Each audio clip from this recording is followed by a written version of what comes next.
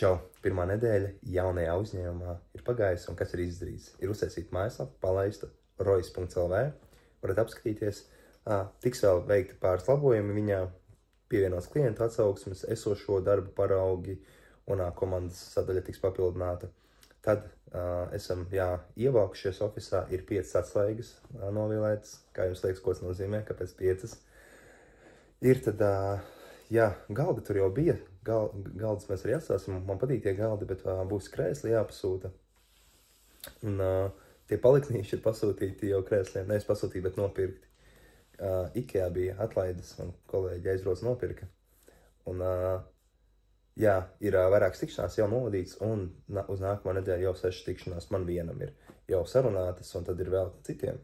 Kādiem citiem to redzēsiet tālāk, citos video.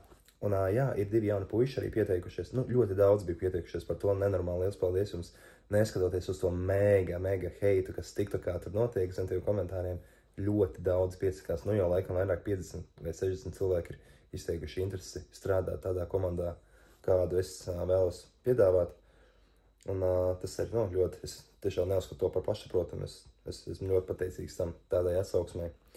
Un 2 puiši sāks nākam piekdienu filmēsim, tad viņi saeditēs video un kontentu likšu Rojas kanālā YouTube, Facebookā, Instagramā un TikTokā. Tā kā tā. Ja ir kādi jautājumi, droši rakstiet komentārā. Es pagaidām šādus video lieku, bet pēc tam būs sakvīgāki. Čau!